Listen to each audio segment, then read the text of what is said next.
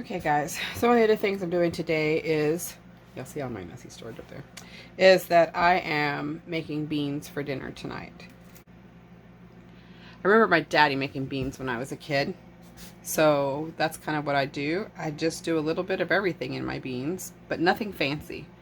So I rinsed them off last night, soaked them overnight after I sorted them out and cleaned them, because in the bags you will find, if you've never fresh cooked beans, bags will have rocks or just beans that are not fully covered or broken in half or whatever. So you want to clear those out. You don't want to cook those, and you definitely don't want to cook rocks. So I sorted them clean in last night, soaked them overnight. Now I am fixing to add, I drained the water that I soaked them in. Now I just added fresh water, and then I'm going to put in some garlic, some onions, a ham hock, and a little bit of tomato paste. And then they're just going to cook the rest of the day on low, nice and steady. That's the one thing. Okay, I have to say, videotaping in here, I have a blue eye everywhere I go. I have a blue eye no matter where I put this thing. I seem to have a blue eye. That's my curtains reflecting, but I can't make it stop. Let's see, can I go this way and make it stop? Oh, there we go. There, we'll shoot here. So anyway, so I'm putting beans together. I'm fixing to put them on the stove. I'll make cornbread. When we get home from church tonight, I'll make cornbread to go with them. And just warm them back up because I'll cook them today. So I thought I'd share that with you. I'll show them to you. There they are. Soaked overnight. At least 8 hours. I just happened to soak mine overnight. And as I add things, I'll show them to you.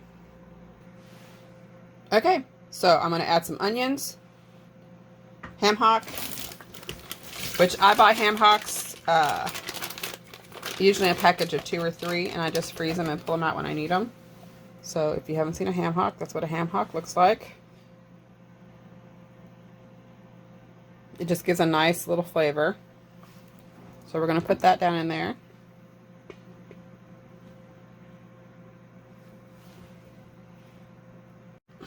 Okay, so I just cut the onions into wedges. Throw them in. Then I'm going to add some garlic and some tomato paste.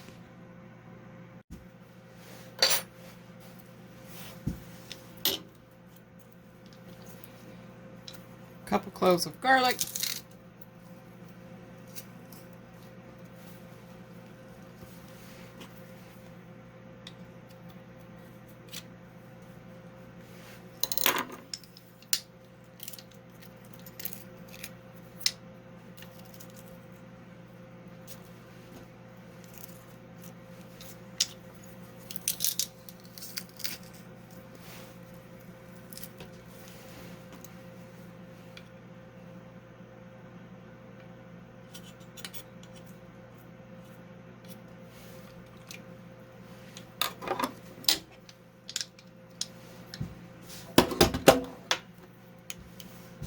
And I use about 2 or 3 ounces of tomato paste.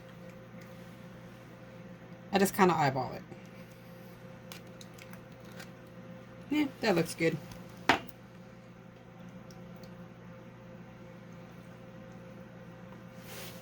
Spoon cleaned off.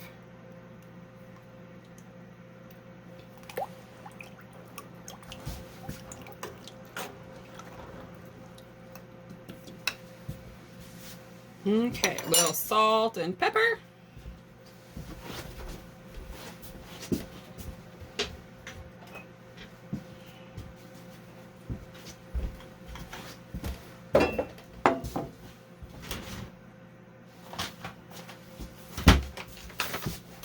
And for my salt, when I cook, I like to use Redmond's Real Salt. I don't know if y'all have heard of it, but it is mine here in the United States, and it is unrefined, and it is a mineral salt, so it still has the minerals in the salt, in with the salt, so it helps boost your mineral intake. And some pepper.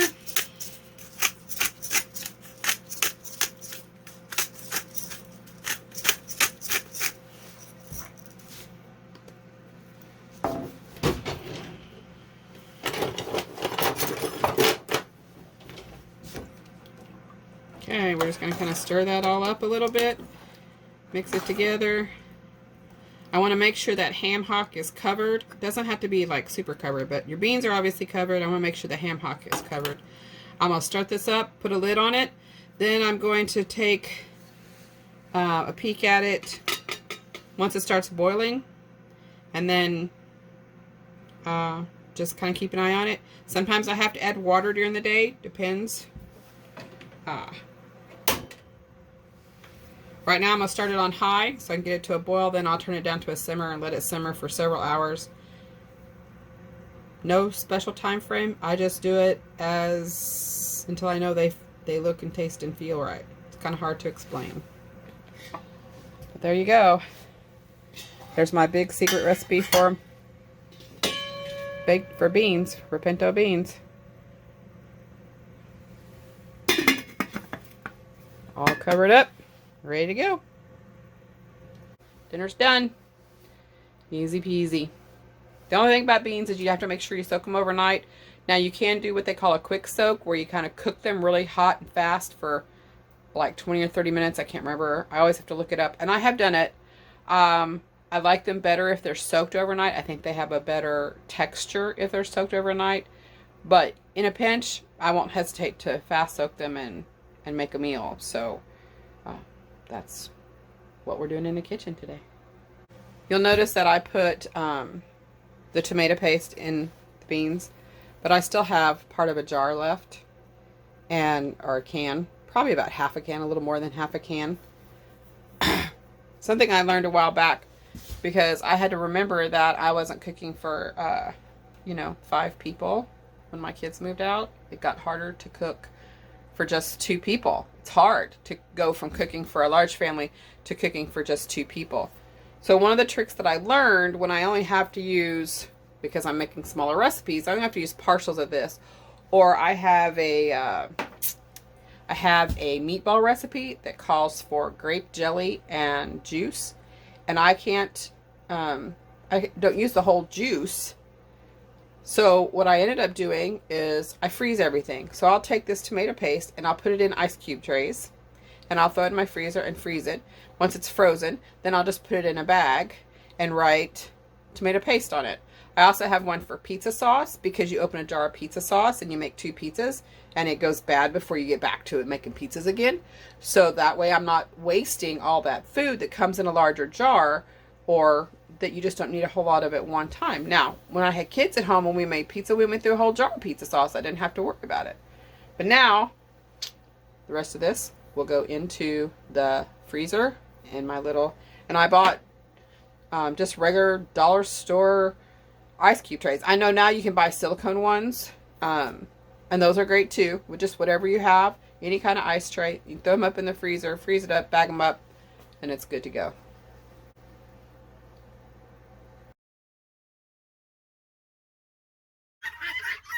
All the rafters are in. Just waiting for a roof. Just waiting for a roof.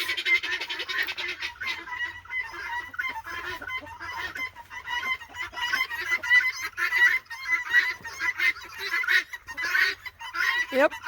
Looks good, babe.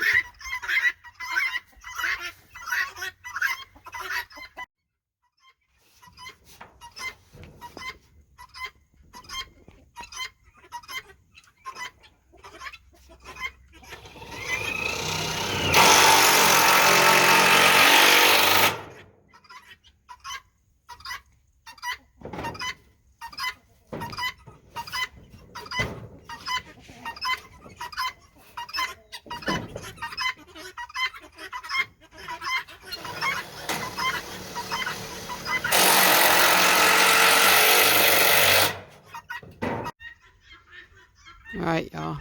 Chris is putting the roof on, the cover. I'm standing back here because, as you can hear, the guineas are very loud, and I had to run up and check on the beans, but I came back and he was standing up there, and I thought, well, I can shoot a little video from this direction just because it won't be quite so loud. So this is very exciting for us, because this means we can now add rabbits. We can rainwater collect off of that roof, and water our chickens and our ducks with automatic systems. And since spring is right around the corner, that was the plan, was to spring and summer to be able to, in early fall we should be able to. But once it starts freezing, we won't be able to automatic water, but that's okay. Right now we haul water down every day. So anything we can do to save our backs and our time and things like that are a good thing. So there he is looking at me, videotaping him. Thanks, guys.